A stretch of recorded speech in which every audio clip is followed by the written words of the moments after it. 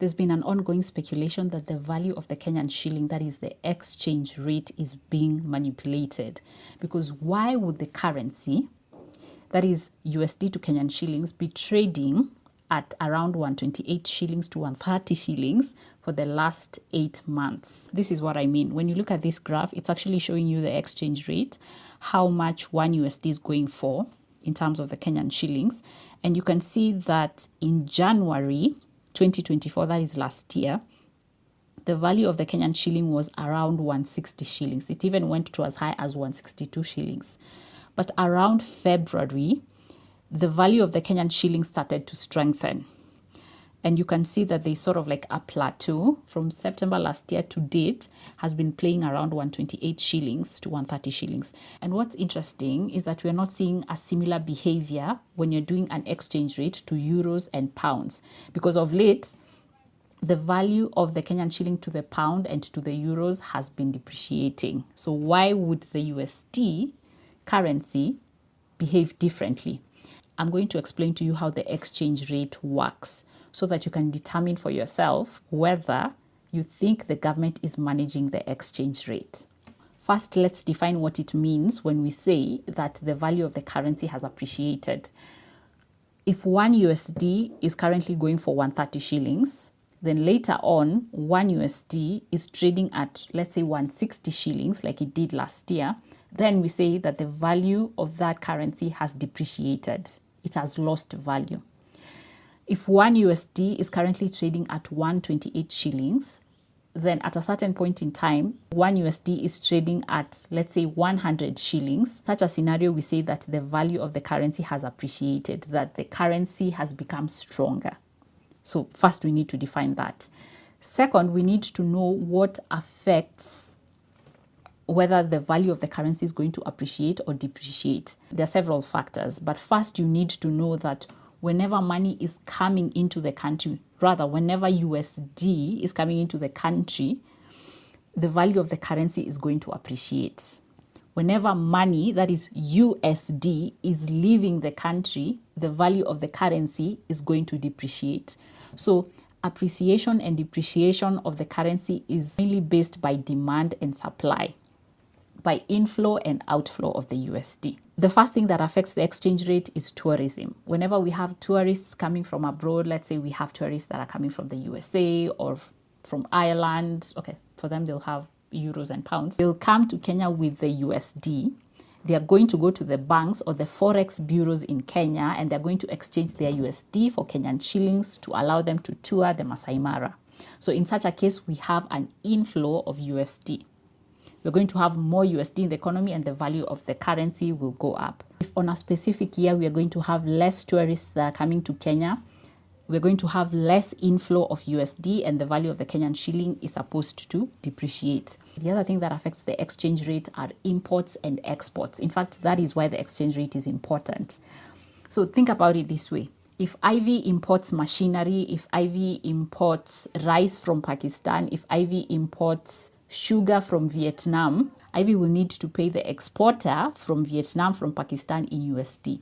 So Ivy will go to the bank or a Forex bureau and she's going to exchange her Kenyan shillings to USD to pay off the exporter. So in such a case, the USD is going to leave the Kenyan market and go to the exporter in Vietnam.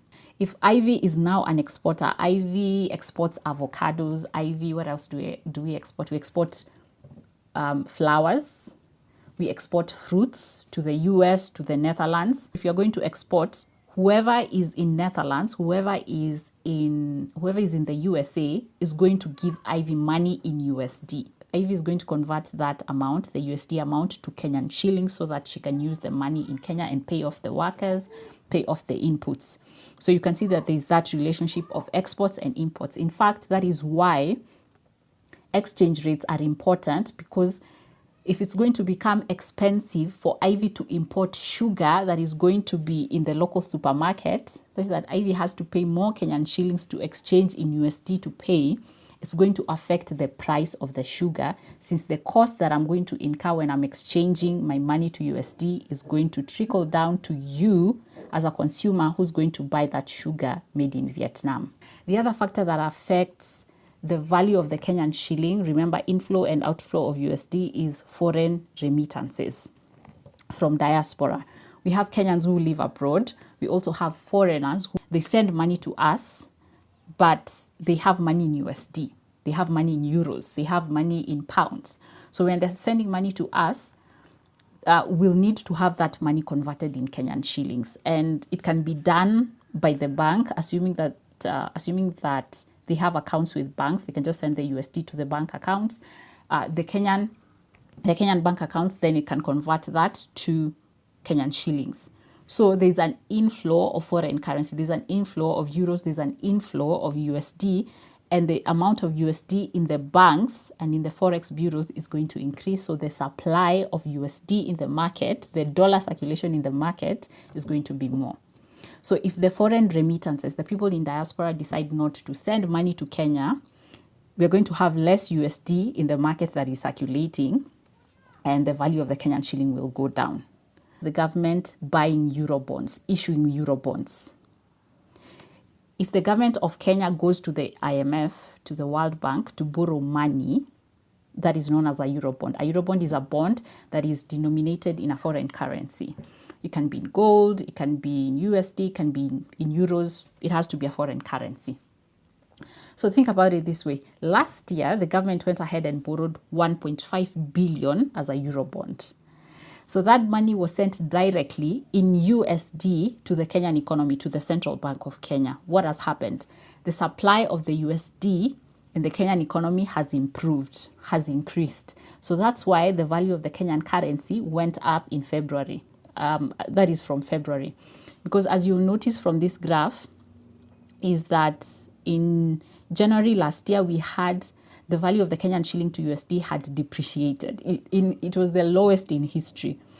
It was going for as high as 162 Kenyan shillings, but later on in February, the government intervened using a bond. So in short, if the government was to go and issue a Eurobond, we're going to have more USD in the market. The value of the Kenyan currency will improve. The final one is the interest rates. The interest rates.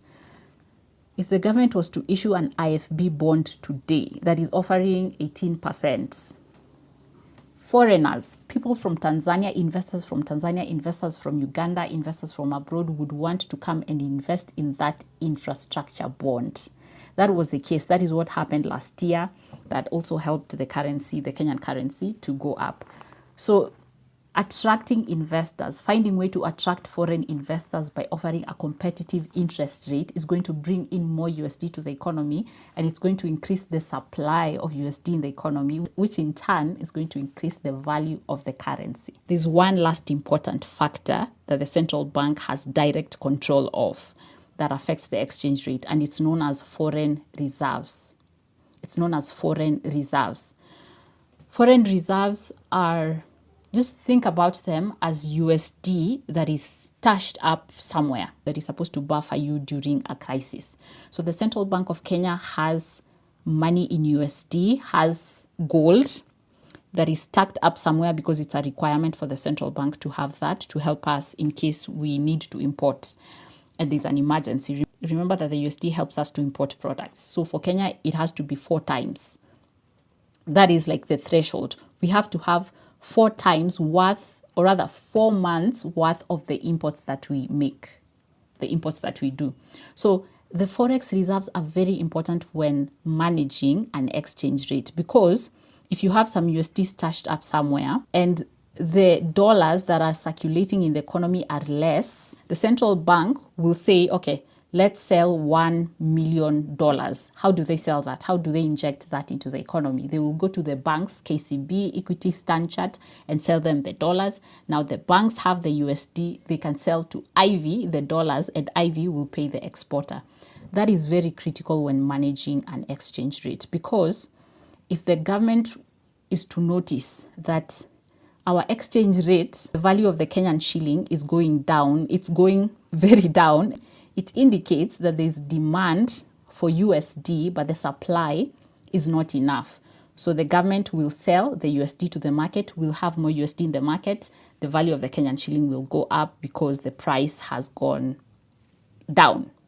if the government was to manage the exchange rate, if it was to manage directly, it would use the Forex reserves. That's like the quickest way to manage a currency. You just sell the dollars in the market or you buy the dollars in the market. So in this case, the government will have to sell the reserves. It can be gold, it can be USD to maintain the currency. That is the most direct way for the government to manage a currency.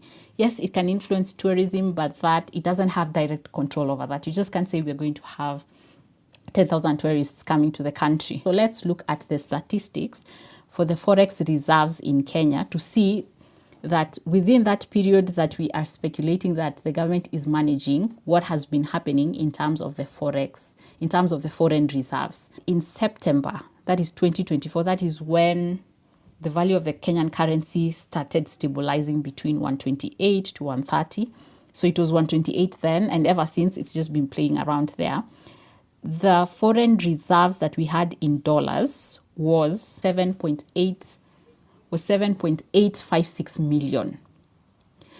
Interestingly enough, in February 2025, the reserves increased from 7.856 million to 9.256 million.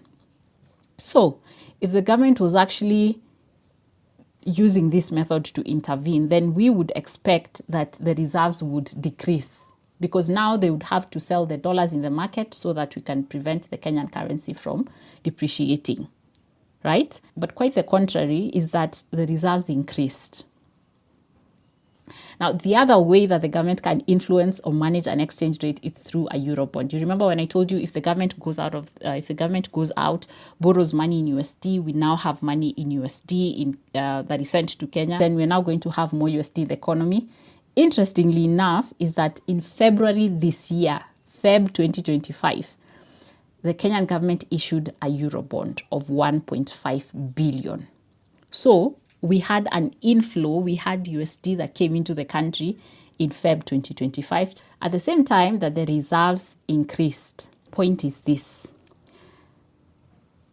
the issuing of the Eurobond, the Feb 2025 Eurobond that was issued by the government, has something to do with the exchange rate stabilizing. Actually, our reserves increased. So if the government was to sell off the reserves, was to sell off the USD to the market, it would stabilize, but they increased. What the government does is that with every Eurobond that they are borrowing, most of the time is that they are borrowing money to pay off another loan. So we are taking a loan to pay off another loan. It's what happened last year in Feb 2024, because now we had an inflow of USD in the country through the Eurobond, in as much as that money is still going to leave the country and be used to pay off the previous Eurobond. And also the fact that last year, when the value of the Kenyan shilling went low, that is to 160 shillings to even 162 Kenyan shillings, what helped our currency regain value last year when the value had gone down was the fact that we borrowed a Eurobond. In Feb 2024, we also took another 1.5